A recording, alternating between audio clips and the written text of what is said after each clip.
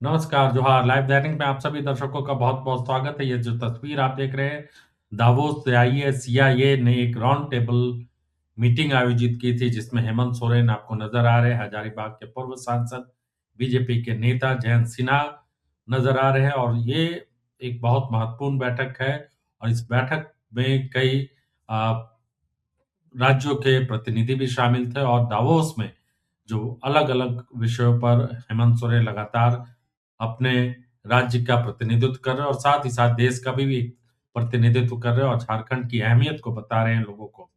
तो ये जो बैठक है, इस बैठक में हेमंत सोरेन ने साफ तौर से कहा है कि झारखंड सिर्फ खनिजों का निर्यातक राज्य के तौर पर स्थापित नहीं होना चाहता है। उन्होंने कहा है कि अ, जो झारखंड जो अलग-अलग चीज़ों पे, चाहे वो पर्यटन हो या जो दूसरी चीज़ें हैं, उस पे ध्यान देने की ज़रूरत है। तो ये delivering sustainability and scale pathways of global transformation जो एक विषय था, उस पर हेमंत सोरेन ने क्या कुछ कहा, पहले वो सुन लेते हैं, फिर हम आगे इस पर बात पूरे करेंगे। पूरे देश में फैला हमारी खनिज संपदाएं झारखंड से निकलकर पूरे देश में फैला और आज यहाँ आने के पीछे मकसद ये भी है कि हमारा ये झारखंड प्रदेश बने हुए 25 साल में ये हमारा सिल्वर जुबली ईयर है और हम अगले 50 साल 2050 का एक लाइन ड्रॉ करना चाहते हैं जिसमें हम सिर्फ खनिज का एक्सपोर्टर ही ना हो, खनिज ही सिर्फ हम ना दें, बल्कि हम उसका बेहतर उपयोग कैसे कर पाए, कैसे हमारे झारखंड के पॉपुलेशन को एक रोजगार दे सके, झारखंड की अर्थव्यवस्था को कैसे हम मजबूत कर पाए। हम सिर्फ खनिज संपदा ही नहीं बल्कि एक टूरिज्म और नेचुरल ब्यूटीज भी हमारे स्टेट में बहुत बेहतरीन तो ये जो तस्वीर हम दिखला रहे हैं, पूरे देश उसमें में उन्होंने फैला विस्तार से हेमंत हमारी सोरेन खनिज ने संपदाएं कही झारखंड वो से निकलकर है। पूरे तो ज़ाहिर-सी बात है कि हेमंत सोरेन अपने इस दौरे में कई महत्वपूर्ण विषयों पर बातचीत कर रहे हुए और लेकिन उन्होंने जो बात कही 20-750 यानी कि आने वाले 25 साल में झारखंड की रूपरेखा कैसी होगी, झारखंड की तस्वीर कैसी होगी, इस पर चर्चा की और विज़न उन्होंने 2050 का विज़न, ढाई हज़ार साल जब हो जाएँगे इस सदी के और उस वक़्त झारखंड कैसा होगा, इसकी प्लानिंग अभी से शुरू हो गई है। तो बहुत महत्वपूर्ण और विज़नरी नेता के तौर पर हेमंत सोरेन नज़र आ रहे हैं और उन्होंने कहा कि जो बयान दिया इसके बाद उन्होंने कहा कि रोज़गार के अवसर सृजित होने ज़रूरी है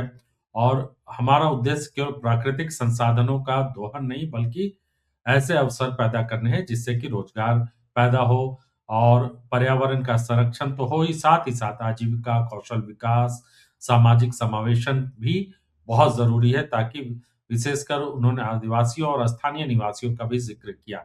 मुख्यमंत्री ने कहा कि राज्य सरकार के उन पर ने कई ऐसे कदम उठाए जिसके हरित उद्योग प्रौद्योगिकी यानी इंडस्ट्री लगेगी उस तरह से और डाउन स्ट्रीम उद्योगों में नवीनीकरण ऊर्जा जो ऊर्जा सबसे बड़ी चुनौती आने वाले वर्षों में होने वाली है, इसको भी मद्देनज़र रखते हुए झारखंड के लिए जो नई नीतियाँ बनेगी दो 2050 का, वो तैयार एक तरीके से मुख्यमंत्री कर रहे हैं। इसके अलावा हेमंत सोरेन ने आज जो है झारखंड के पवेलियन का भी उद्घाटन किया, इसकी भी तस्वीर हम आपको दिखलाएँगे और झारखंड पवेलियन का उन्होंने उद्घाटन किया है, कल्पना सोरेन भी साथ में रहीं। तो कल्पना सोरेन अपने अलग-अलग विषयों पर बातचीत करती हुई नज़र आ रही है और साथ में हेमंत सोरेन चाहे वो टाटा से हो, हिताची से हो, उस पर बातचीत करते हुए नज़र आ रहे हैं। तो इससे पहले हमने जो बातें कही उसमें सबसे महत्वपूर्ण है कि हेमंत सोरेन दावोस में जो दूसरे राज्यों के मुख्यमंत्री हैं, उससे कहीं कमतर नज़र नहीं आ रहे हैं और लगातार अपनी भूमिका बनाते हुए दिख रहे हैं। और हेमंत सोरेन ने झारखंड पवेलियन और झारखंड को एक अलग तरीके से पेश करने की यहाँ पर कोशिश की है। और सबसे बड़ी बात ये है कि झारखंड को लेकर उनकी जो योजना है वो 2050 यानी आने वाले 50 सालों में झारखंड कैसा होगा वो दिखाने की कोशिश यहाँ पर की है।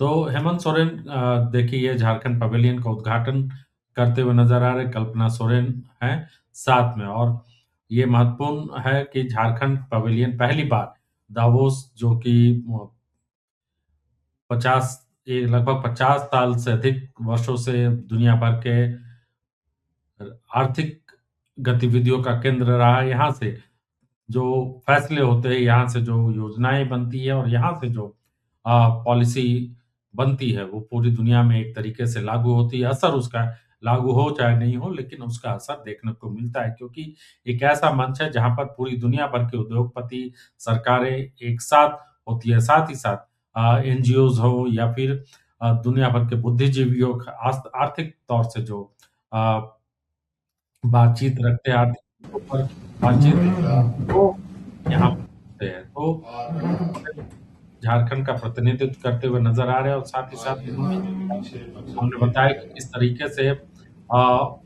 स्लोवाकिया के जो है झारखंड प्रदेश अ, बने हुए 25 साल स्लोवाकिया के मंत्रियों के साथ वहाँ पर ऊर्जा को लेकर जो है वो बैठक एक की है। उसमें उन्होंने अ, इंटर मिनिस्टीरियल डायलॉग को उन्होंने संबोधित किया और इसमें स्लोवाकिया के पूर्व वित्त एवं अर्थव्यवस्था मंत्री वाजिल हुडाक सहित वैश्विक नेताओं ने इसमें हिस्सा लिया था और उनसे भी चर्चा की है।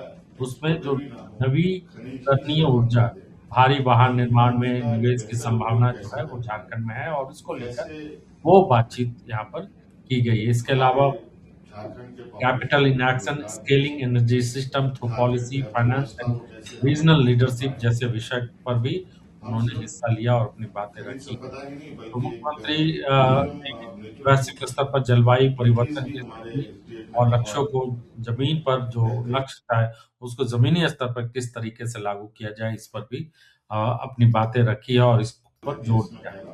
तो हेमंत सोरेन ये जो तस्वीर हम आपको दिखा रहे हैं और ये प्रहलाद जोशी जो मंत्री है कैबिनेट वो नज़र आ रहे हैं और इसके अलावा कई नीति यहाँ पर नज़र आ रहे हैं। Delivering sustainability at scale CII जो है वो दावोस में कार्यक्रम उन्होंने आयोजित किया था, उसमें ये हेमंत सोरेन नज़र आ रहे हैं। तो ये तस्वीर है, इसको एक अलग नज़रिए से देखना चाहिए। राजनीति एक अलग बात है, लेकिन हेमंत सोरेन जिस तरह से दावोस में नज़र आ रहे हैं, वो झारखंड के लिए 150 का जो विज़न उन्होंने तैयार किया, वो बहुत महत्वपूर्ण है।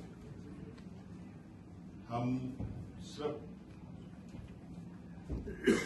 खनिज का एक्सपोर्टर ही ना हो, खनिज ही सिर्फ हम ना दें, बल्कि हम उसका एक बेहतर उपयोग कैसे कर पाए, कैसे